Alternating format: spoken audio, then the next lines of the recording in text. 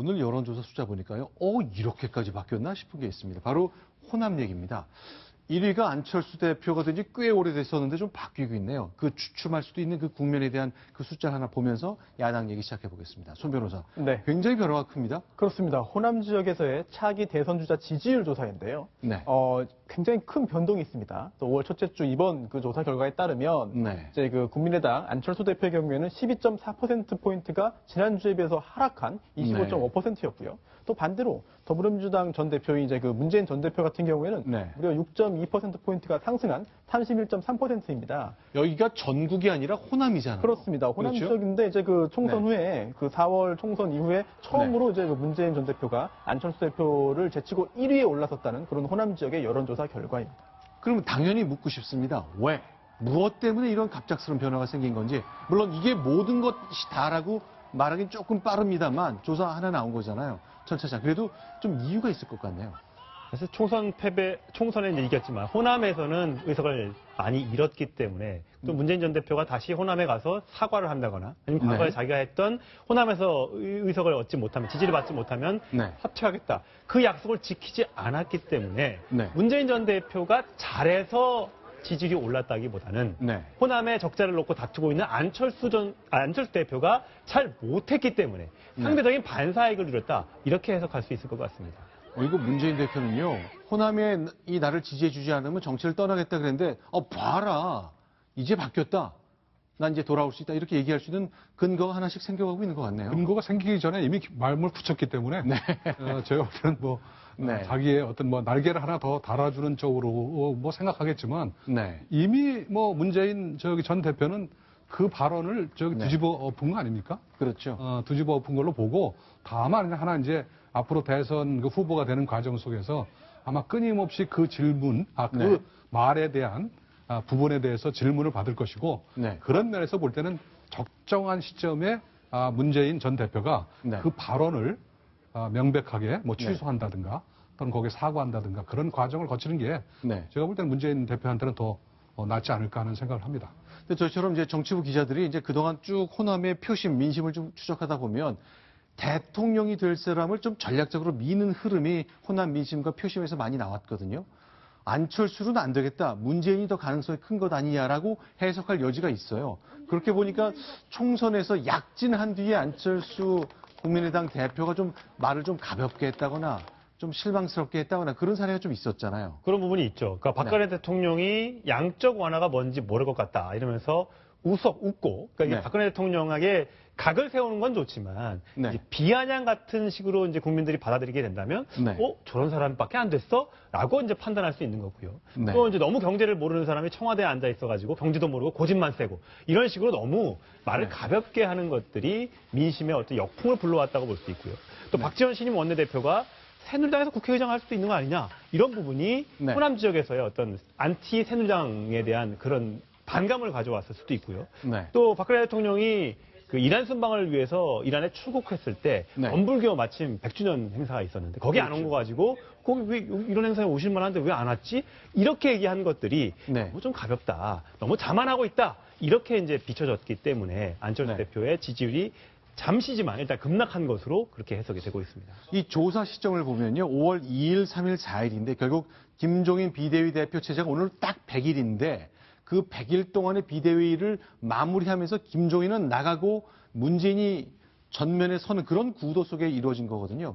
그래서인지 김종인 대표의 생각이 많이 더 궁금해집니다. 그동안 문재인 대표에 대해서 굉장히 비판적인 얘기를 했는데 이 생각은 크게 달라지지 않은 것 같습니다. 최근 있었던 얘기인데 같이 들어보겠습니다. 대통령이 되는 사람, 그래도 제대로 나라를 운영할 수 있는 사람의 가장 큰 덕목이 뭐냐면 좀 정직해야 된다 이렇게 봐요. 그러니까 아직은 내가 그분에 대해서도 머릿속에 무엇을 생각하고 있는지에 대해서 정확히 알지를 못해요. 문재인 대표하고도 이렇게 많이 만나서 얘기를 해본 그런 계기가 없었습니다. 정직해야 된다? 그런데 난 문재인 대표가 어떤 생각하는지 모르겠다? 이거 바꿔 말하면 내가 정직성을 발견 못했다는 얘기 아니에요? 사람이 사람을 평가할 때 있지 않습니까? 네네. 많은 사람들은 상대방이 바뀐 것을 기준으로 얘기한단 말이에요. 네. 그렇기 때문에 말이 달라졌다고 그러는데 저는 좀 생각을 달리해서 본인의 위치도 달라지면 말이 달라질 수 있습니다. 네. 무슨 얘기냐면 김종인 대표의 경우 네. 자신의 입장이 상당히 높아졌기 때문에 네. 문재인을 더 아래로 내려볼 수 있기 때문에 네. 저런 얘기가 나온다는 것이죠. 예를 들어서 네. 2달도 채 안 된 3월 16일 날 네.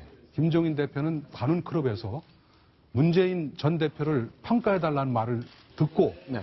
뭐라고 그랬는지 기억을 나시죠? 3월 16일이요. 예. 여기 들으면 알겠는데 지금 퍼뜩 생각이 안 나네요. 사람이 굉장히 정직하시고 절제가 있는 분이라고 생각한다. 아, 그렇게 얘기를 했습니다. 그렇죠. 그래서 우리 사회 변화를 제대로 읽고 네. 변화를 어떻게 변화에 어떻게 적응할 것이냐를 준비한다면 네. 대선 후보로 나가는데 별 문제가 없을 것.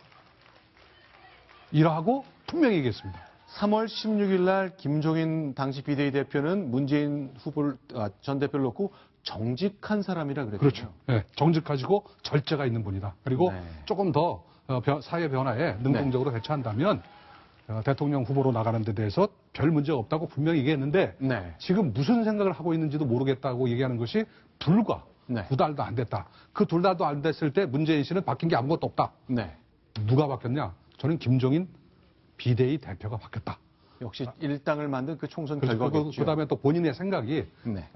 그때 당시에도 얘기했지만 이제 킹메이커는 더 이상 안 한다고 그러는데 네. 본인의 생각 중에 약간의 어떤 변화가 있는 것으로 보는 것이 맞지 않겠는가. 네. 저는 그렇게 봅니다. 자, 그런데 이제 문재인 대표와 가까운 분들, 손혜원 당선자, 이제 부인 김정숙 여사와 중학교, 고등학교 동기 동창이라 나야말로 문재인을 위한 사람이라고 얘기하는 분인데 그분 생각은 역시 좀 비판적이네요. 김종인 대표에 대해서 아주 안 좋게 얘기를 했습니다. 들어보겠습니다. 대표님이 마음을 바꾸지 않으면 이거는 안 될 것 같아요. 아니, 노인은 안 바꿔요. 아무도 안 하세요. 제가 보기엔 종편만 보고 하시는 것 같아요. 섭섭하겠네요. 노인은 안 바뀐다. 뭐 틀린 얘기는 아닙니다만 어쨌건 사람의 생각이 절대 안 바뀐다. 굉장히 저기 비판적으로 얘기한 거잖아요.